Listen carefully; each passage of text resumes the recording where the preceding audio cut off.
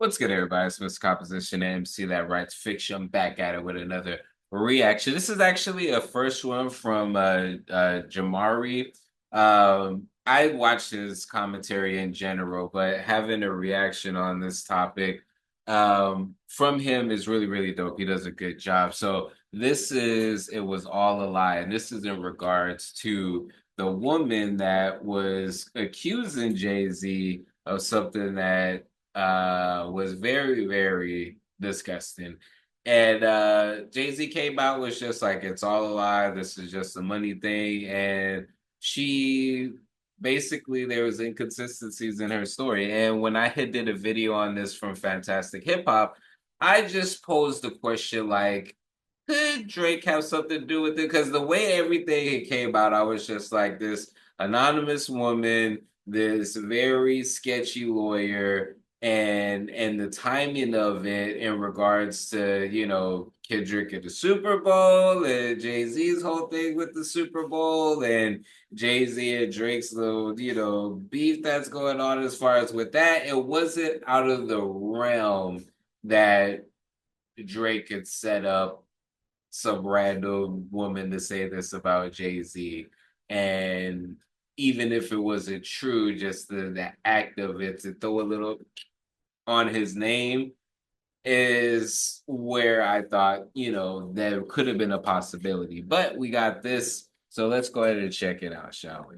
So earlier this week, I told you guys about some very serious allegations being levied against rapper Oh, Jay-Z, with these claims revolving around the ongoing situation with his longtime friend P. Diddy. The claim was that back in the year 2000, Jay-Z and Diddy took turns violating a 13-year-old girl at a VMA's after party. The girl claimed she was dropped off at Radio City Music Hall by a friend. She says that she tried to get into the VMAs but ultimately failed, and that she then approached Diddy's limo driver who would take her to an after party thrown by Diddy himself, where she claims that she was given a mixed drink that would make her lose control of her body, and this is when she was allegedly taken advantage of. And even when I read the initial court filing, I did have some questions about how valid it really was. Like, I get that it was a different time, but to me, no one in their right mind would leave a kid in New York City unsupervised for hours on end. that's what was interesting about the whole thing because it was all like no one had any idea that this little girl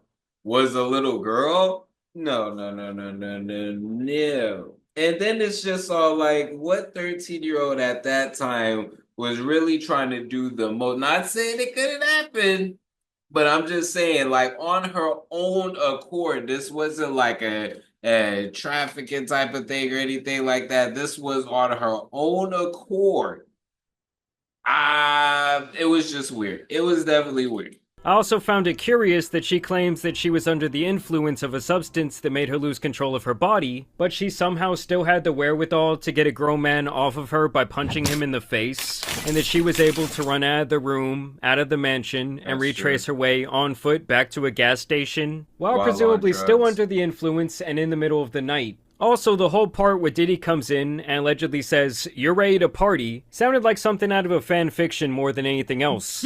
And now this woman has actually come forward with an anonymous interview via NBC, and there is a serious lack of consistency with her story, to say the least. And before I roll the clip, I do want to try and remain as sensitive as I can be, because NBC does start this by saying this woman does actually have a mental disorder, as I believe they have vetted her background, and this woman has been diagnosed with autism. You should always advocate for yourself and be a voice for yourself. You should never let what somebody else did ruin or run your life. A 38-year-old mother from Alabama who has filed a lawsuit accusing Sean Diddy Combs and Jay-Z of raping her when she was 13 years old is speaking out to NBC News for the first time. So yes, 25 years later, this mother from Alabama is coming forward to speak her alleged piece. She asked us not to reveal her identity. What made you want to come forward and talk today?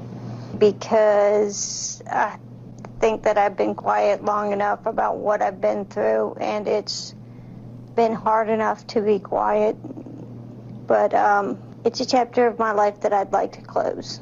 And like I've told you guys in previous videos, ever since Diddy's house was raided, and he was actually detained by the authorities, you've had all these different people coming forward making allegations of criminal activity against him. I believe the total was somewhere around 120 at this point. And while I do believe a lot of those claims will be valid and they will see their day in court, I do think what will also come with that is some bad actors acting in bad faith, really just kind of looking for a payday or a settlement. And I do think that as her story kind of falls apart here in this news segment, you guys will see too that that's most likely what this was. An NBC News review of her account found inconsistencies with her allegations. She says that she went to the MTV Video Music Awards in 2000 to catch a glimpse of her favorite celebrities. You weren't scared to be all alone? No, with having autism is like feeling like you live your life in a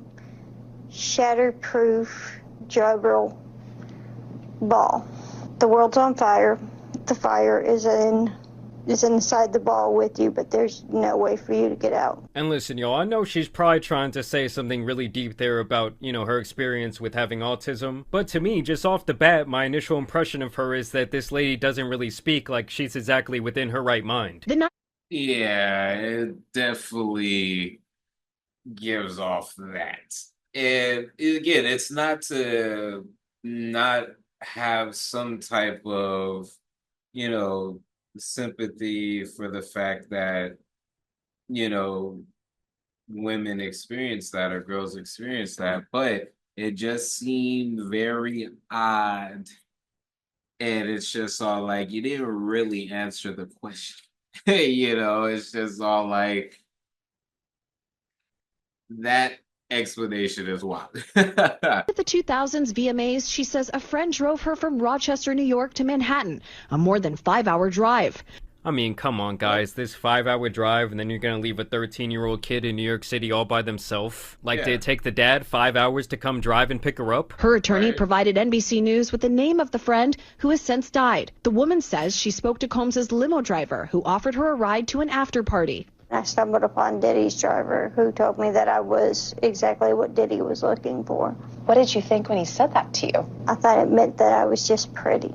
And here's where her story really starts to fall apart, as several of the alleged witnesses in this situation all have alibis for that night, and many of them were not even in the same state. She went to a White House, she says, where she spoke to musicians Benji Madden and his brother. I'm talking to Benji Madden about his tattoo because, I have about his tattoo that's the Last Supper because I have a religious background. So it was just something to talk about. And so those guys are actually both members of the band Good Charlotte, and they did actually release a statement saying that they were nowhere near New York on the night of September 7, 2000. And as you can see here by an archive of their tour, they were at the Vic Theater that night in Chicago, Illinois. As you guys can see, this website also confirms that information and notes that they were touring with Eve 6 and OPM. And listen, I'm not the best at geography, guys, but Illinois, it's a pretty far away from New York just to go to a Diddy party. At the after party, she says she had a drink that made her feel woozy. Then she says Combs and Carter took turns raping her while a female celebrity watched. JC comes in and rapes me. He at that point I was fighting, trying to get away from him, and he put his hand over my mouth and told me to stop it, cut the After the alleged, she says she ran to a gas station where she called her father, who picked her up and drove her home. That's what I'm saying. Did this guy have to come from 5 hours away? Yeah. And don't worry, guys, we won't have to wonder because they do actually get a statement from the dad here in a little bit. We rode home in silence. He didn't ask me what happened. He didn't ask me what I did or where I was. In an interview with NBC News, her father said he could not verify the claims. Quote, I felt like I would remember that, and I don't. I have a lot going on, but I mean, that's something that would definitely stick in my mind. And to me at that point, it's like, okay, the case is closed. Her own father is saying he has no recollection of this event at all. So the people at the party she allegedly talked to, it's already been debunked. They weren't even in the same state. Yeah, right. And now even her own father is saying, yeah, I don't remember that ever happening. That's like 2 out of the 3 key witnesses. I mean, the only other person would be like a gas station clerk Oh, and I forgot the friend that dropped her off that conveniently already passed away. Yeah. I mean, what 13-year-old has some sort of friend that's willing to drive them 5 hours away and drop them off somewhere? Yeah. Especially one who has a mental condition. I mean, come on, guys. Yeah, before we get into that, this video is sponsored by me. Hey, if you want to dive into new music, I have a catalog. Yeah.